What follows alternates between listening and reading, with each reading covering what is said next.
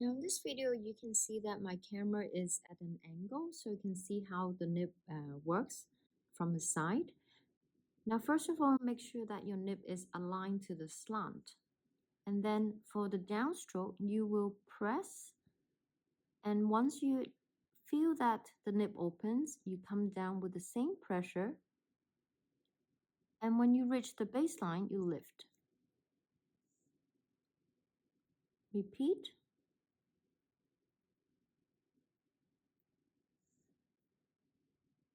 Press, and you come down and lift.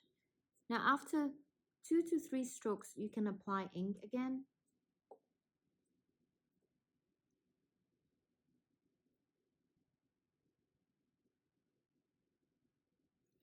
Now the common mistake that people have is when they press and then they keep going, and you notice the top is very thick because a lot of ink has run down. Or sometimes they will press very quickly, and then when they reach the bottom, they add more pressure. So you really want to have a very even pressure. So you want to start adding pressure, and then once you reach, you can feel the nib opens, then keeping the same pressure to come down. And then when you reach the baseline, you lift. So that this allows you to have a very even stroke.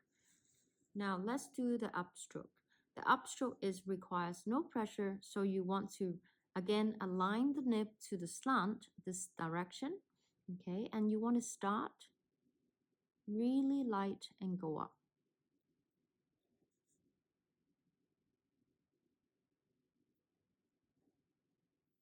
Notice that I'm shifting the paper as I write, so I can stay on my writing zone.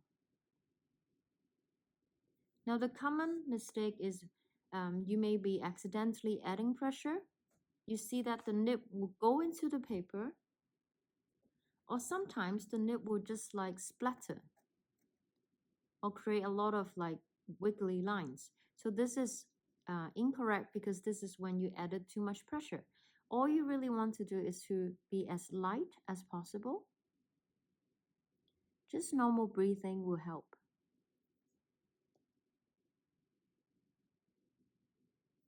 That's a light upstroke. It should be as thin as a piece of hair.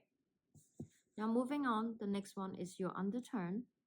Now underturn is divided into 2 separate strokes. So you have the downstroke first. You press, come down. About here, you reduce the pressure and lift. And then you can remind yourself, I'm gonna go upstroke. I need to be really relaxed.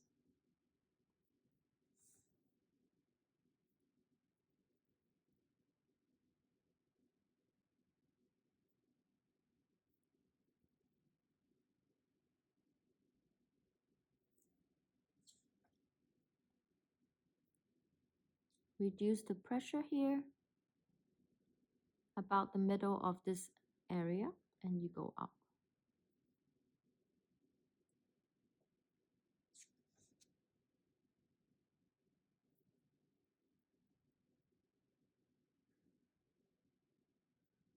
Now what you really want to make sure that in this underturn, the lines are parallel to the slant. This is the main slant. And you want to turn, and then you go up onto the slant. And notice that this area is actually inside, there's an oval shape.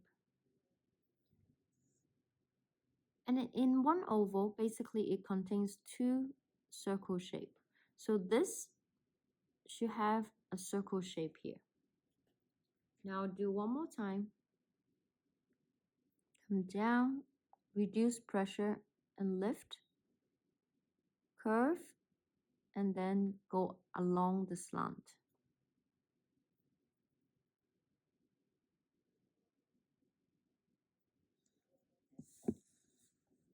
The next one is the overturn. Overturn is exact opposite of your underturn. So we will start with an upstroke that is light. Go up on slant and turn, lift. Start with no pressure then add pressure here once you reach the baseline and lift. This is the area where you can add pressure.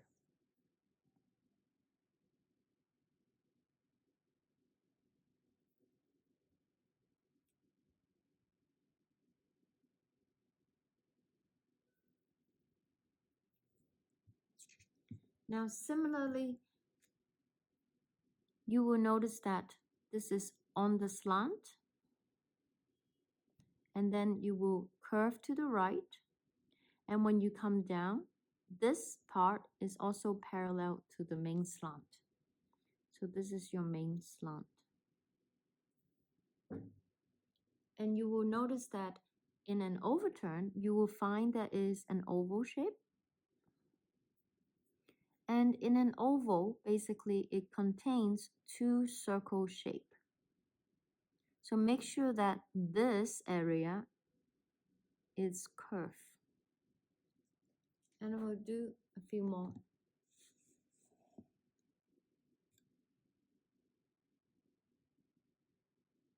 Curve, lift, add pressure.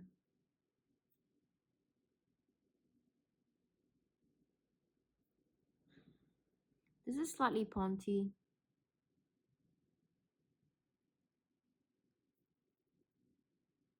That's a better one. Now this is a compound curve. Compound curve is basically an overturn into an underturn. So we will do this in 3 separate strokes. You go up, relax, turn, lift, start light, add pressure here, come down, reduce pressure.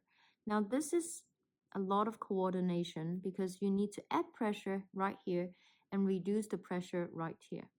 So write slowly so that you can be in control. Now once you lift here, you can remind yourself, I'm gonna go up, relax.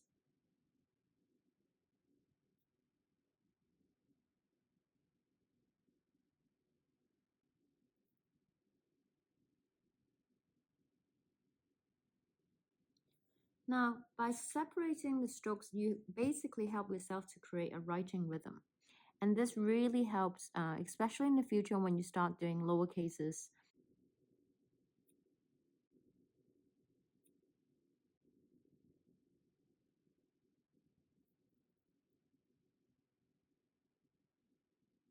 Okay. So to understand this, again, you will see that this is going on the slant and curve to the right, lift. Then you will come down on the slant. And then you will go out on slant again. This is the part where it goes on slant. Now similarly, you will have 2 ovals hiding inside a compound curve. So 1 oval and 2 oval. So I'll make this darker. So this is your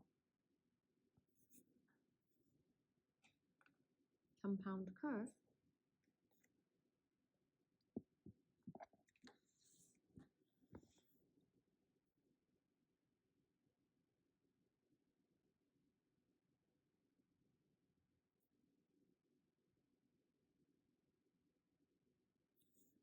Now what you want to avoid is doing something like this, for example.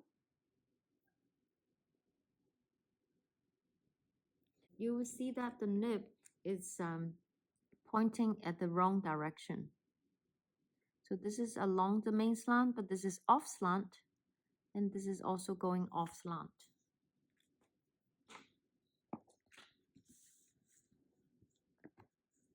Now the last one is the oval shape. So for the oval, what we can first understand is you can dissect the oval. Okay, you will notice this is the left-hand side. This is the right-hand side. The left and the right should be equal spacing. Now once you have the area where it dissects the axis of the oval, you know where to start. So you can start here, gradually adding pressure and reducing when you reach the baseline, and then you lift your pen and go up with no pressure. You do a few more times.